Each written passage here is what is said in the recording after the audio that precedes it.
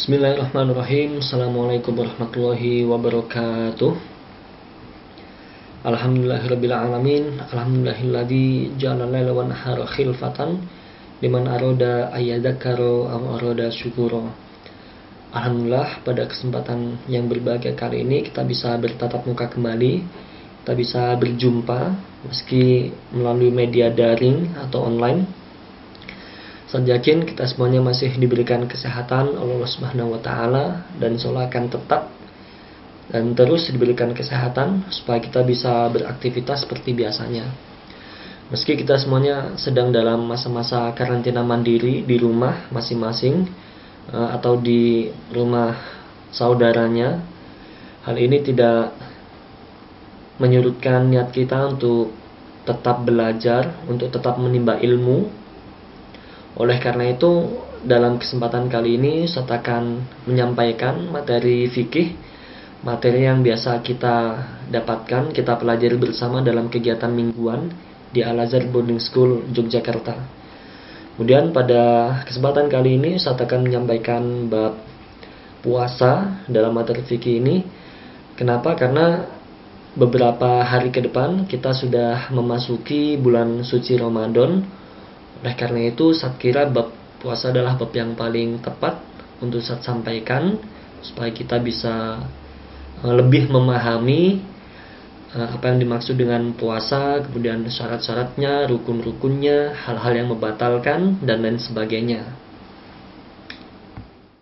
Baik, selanjutnya buku yang kita pakai adalah Matnul Ghoyah wa Taqrib, dikarang oleh ulama fikih masyhur bernama Abu Suja. Buku ini kita pakai karena buku ini bermadzhab Syafi'i dan mayoritas masyarakat Indonesia adalah bermadzhab Syafi'i. Saya yakin kalian semuanya telah membawa buku ini pulang ke rumah masing-masing. Oleh karena itu, kalian boleh membuka buku ini sembari mendengarkan apa yang saya jelaskan, atau juga kalian bisa melihat slide yang Ustadz telah buat, slide ringkasan dari bab puasa yang akan kita pelajari. Kemudian pertama yaitu syarat wajib puasa. Syarat wajib puasa ada 3, Islam, balik, dan berakal sehat. Pertama adalah Islam. Orang yang tidak Islam tidak diwajibkan berpuasa. Memang dalam agama lain itu ada puasa, tetapi tata cara pelaksanaannya berbeda dengan tata cara puasa yang dilaksanakan oleh umat Islam.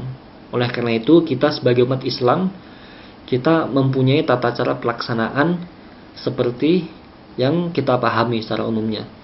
Kemudian yang kedua adalah balik. Balik di sini balik secara akal, secara pikiran, secara beban atau tanggungan yang harus dilaksanakan sebagai muslim atau muslimah.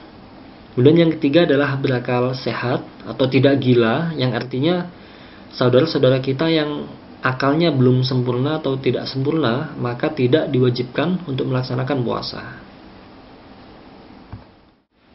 Selanjutnya yaitu fardu puasa. Fardu diartikan dalam ibadah adalah hal-hal yang wajib dilaksanakan. Kemudian ada 4 fardu puasa, yaitu yang pertama niat, kemudian yang kedua menahan diri dari makan dan minum, yang ketiga menahan diri dari jima atau berhubungan badan, yang keempat adalah tidak bersengaja muntah. Yang pertama niat tidak disyaratkan untuk dilafatkan, yang artinya niat cukup dalam hati saja. Biasanya niat ini dilaksanakan ketika malam setelah tarawih atau sebelum puasa keesokan harinya. Niat boleh dilaksanakan tiap hari, atau apabila menghendaki niat itu dilaksanakan 1 kali di awal bulan Ramadan untuk 1 bulan penuh. Kemudian yang kedua adalah menahan diri dari makan dan minum walaupun sedikit. Memang terasa lapar, kemudian apabila nyoba sedikit saja makan atau minum, itu akan membatalkan puasa. Maka menahan diri dari makan dan minum ini wajib untuk dilakukan. Tetapi apabila ada seseorang yang lupa ketika puasa, dia makan atau minum banyak atau sedikit, maka puasanya tidak batal. Selanjutnya yang ketiga adalah menahan diri dari jima atau hubungan intim. Menahan diri di sini, menahan diri dari jima di sini tidak dikhususkan untuk yang berkeluarga saja, untuk semua orang.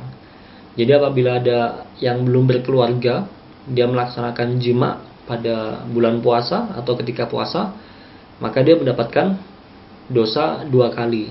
Dosa melanggar puasa, membatalkan puasa, dan yang kedua adalah dosa berzina. Dan yang ketiga yaitu tidak bersengaja muntah atau menahan untuk tidak muntah secara sengaja. Jadi apabila ada yang bersengaja muntah dengan cara memasukkan tangan misalkan ke dalam mulut supaya dia muntah, maka otomatis puasanya akan batal. Kemudian selanjutnya adalah hal-hal yang membatalkan puasa.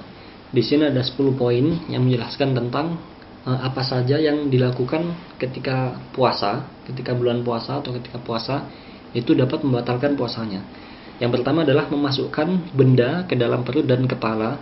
Tertulis di buku itu yaitu mawasola amdan ilal jaufi waroksi, atau benda sesuatu ini ketika dimasukkan ke dalam yang dinamakan rongga atau bahasa Arabnya jaufun, itu dapat membatalkan puasa. Rongga di sini dalam anggota tubuh misalkan hidung, telinga, dan mulut. Tetapi masing-masing dari rongga tersebut mempunyai batas yang mana ketika benda tersebut apabila sudah masuk ke dalam rongga tersebut dan melewati batas tersebut, maka puasanya akan dihukumi batal. Contoh apabila mulut itu ketika benda tersebut misalkan makanan sudah masuk ke yang namanya hulkum atau tenggorokan, maka puasanya akan dijatuhi hukuman batal. Kalau misalkan di telinga, batasnya itu ketika mata sudah tidak bisa melihat lubang telinga yang dalam. Tapi apabila wudhu misalkan dipegang seperti ini, itu tidak membatalkan puasa.